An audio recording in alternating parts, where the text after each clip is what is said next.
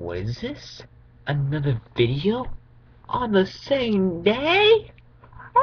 Okay, whatever. Okay, that was kind of iffy. But anyway, I forgot to mention one important fact that I was learning out the topics, and then I figured out at the end of the video, like, duh. Okay, so this morning I woke up at 5:30 in the morning, and I have decided to, throw my hat into something basically kind of like, hey, my family had breast cancer, and there's a walk going on in that area, and it's for fighting the cure of breast cancer. So I actually joined the walk. The walk was kind of far. It was a 3 mile walk. It wasn't really that exhausting, but it was very, very funny because my aunt, I'm not throwing any names, let's call her Shelby. My aunt Shelby, alright? She's a 49er fan. I'm a die-hard Cowboy. Lost my hats. Oh well, I'm a die-hard Cowboy, as you may see in the previous video. We were wearing Cowboys hats. I'm a die-hard. She's die-hard 49er. So we were laughing because my dad was making a bet with my sister and our friend about who would make it past finish line first. And it's quite funny because we were just thinking back and we're like, look at those idiots. And all of a sudden, boom, she pops out. So you think I'm gonna beat you? Or something like she throws out like a little cockiness. I'm like, oh, don't cocky me because I am all about the energetic of the walking, running, etc. And so I'm like, you're kidding me, right? I'm gonna beat you. And then sparked this whole little, not kind of like a rivalry, but kind of this little bet, a friendly bet. And this was supposed to be in Super Bowl, where if my team would have won, she would have wore a 49 and a half. If I would have lost, I would have to wear a 49.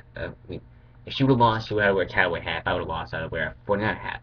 I'm ranting. I'm sorry. Anywho, we never made that bet due to the fact that she wussed out and I wussed out on both on the same day. Like, oh, never mind, I'm not gonna wear that. Nope. But it's quite funny due to the fact that um, towards the first lap, I think me and my sister and her friend were ahead of them.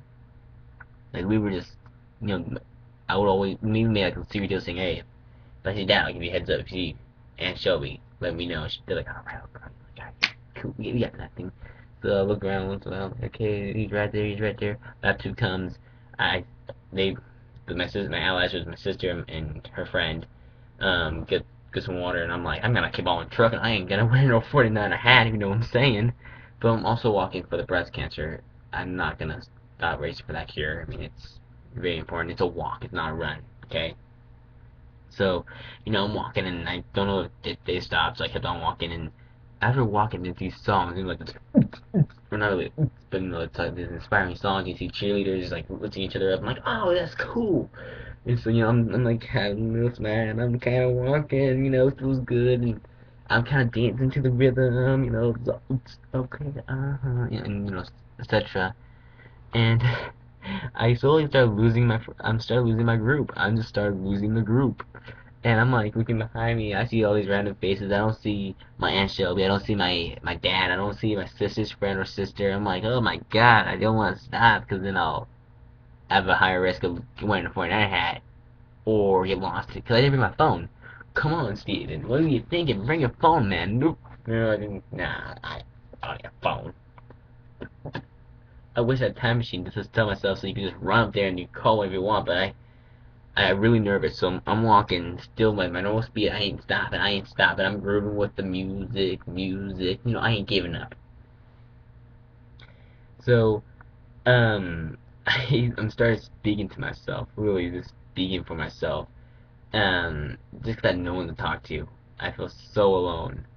To the point where if someone even heard me say this, because I was talking to myself. I talk to myself regularly. Like I'm talking to myself right now, but to other people. But I said, I'm like, oh, I lost my family. And he goes, you lost your family? I'm like, my brain went in slow motion. I'm like, Ouija, think. You're 16 years old. You can handle time without your family. Like, that's true. You're right, Ouija. You're really right. I'm like, of course I'm right. So, I'm like, okay, so, should we just tell them that we're lost? And like, no. We tell them we know what we're doing. That's a good idea. this person might also be a creeper. You know, it's probably a good time where we get separated from the family. We can be smart about it. Good point. So this is literally what I said. I go, yeah, I'm lost, but no worries. I know exactly where they're gonna be. I know where we parked, and you know, I'm pretty tough. I can handle this stuff. And with that, I kind of like lean back, and even though it's a girl, you can't, you know, don't judge a book by its cover. But you never know. She might be into lady and be completely vain in the other end, or just vice versa. But she goes, oh yeah, my grandson, he ran across that area and we lost him. I'm like, yeah. I just kind of leaned back and walked the other way. I didn't trust that person at all. And so, you know, I'm talking to myself more. I'm walking, and I was done with that dilemma. I passed her up from another area. And this one guy, they brought these signs, and like, you know, they show some things like this, you know, other things, remember, in respect to memory and such, and I do respect that. I got me a little sad for other people I see the pictures of, and it got me a little down. But anywho, you know, I get this guy that's right next to me. He's holding holding the sign, and one guy goes, "I respect what you're doing." And he goes, "Yeah, I'm just trying to beat gravity right now." I'm like, "Yeah, beat gravity. If gravity beats you, you be placed on the ground." It was just a funny moment, and I walked away from that too. I always just walked away from my conversations because I don't want it too into conversation, so I won't be able to branch off. So I'm walking more, and I've lost full sight of my family. I lost full sight of it, but you know, I didn't care. I just kept on walking to the rhythm, just walking, never slowed down, never had a drink of water. So I'm on the last lap. I don't see my sister. I don't see her friend. I can't even see my aunt or my dad. I'm like, okay, yeah, this has gone far enough. I can't think anymore. So I'm really kind of like just hightailing it basically to the finish line. I hear this finish line 4 miles ahead. Finish line is 4 miles ahead. Not really 4 miles ahead, but like right in front of us, right in front of us. Finish line is right in front of us. I'm like, oh, sweet. I can finally stop and look. So I look at the time because I can I remember this time I'm gonna ask. I remember I'm like, alright, we ask them for their time. Then you tell them the straight up time because they can lie to you if you say your time. I'm like, okay, good idea, Luigi. So I passed the finish line. Remember, it's 3 miles walking. 1 hour and 21 minutes. I felt pretty good. I was like, oh, rad, wouldn't it? At 1,000 people, I walked that far. I believe we were on the news too from a whole bunch of people inspired for the killer race.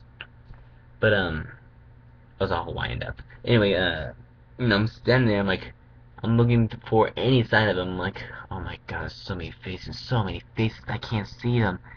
I spot my sister. I'm like, Christy. Yeah, I just gave her an email. Anyway, she's like, Christy. You know, I'm hugging onto her, and you're like, okay, we now need to find mom and dad. I mean, mom and dad, Aunt Shelby and dad. I'm like, all right. So we're sitting down. My knee has been sore from certain things I'll talk about later on, and you know, I just the capacity that I took really put me in a good position. Like, okay, I can do this. I can overcome anything with her knee. I was able to walk 3 miles and get an hour and 21 minutes. So it felt good. So we located our family. We went to the Habit, etc., etc. So the main point about it is that I did a walk for cure. I left my family behind. I had a good score of 121. It feels good to know that money is going for the cure of cancer. My aunt and Shelby had it, and my grandma had it, and they both survived. Hallelujah. Let's hope my cousin doesn't get it because now it runs in the family. So this right here, what I actually did save my family. So whoever lives in my district at the 916, I think that if you don't know the area code, I'm sorry, I'm not gonna give out my full information. Try this next year, alright? Because I ain't gonna be walking next year. I'll be running it. I wanted to run, so next year I'll be running it. Next year you probably get the same thing about how I felt good. But yeah, anyway, this has been Ouija. So then, count myself. Mr. Dislike that video. There we go. Now this has been Luigi. So then, out, and we'll see you next video in 20 seconds. We just out.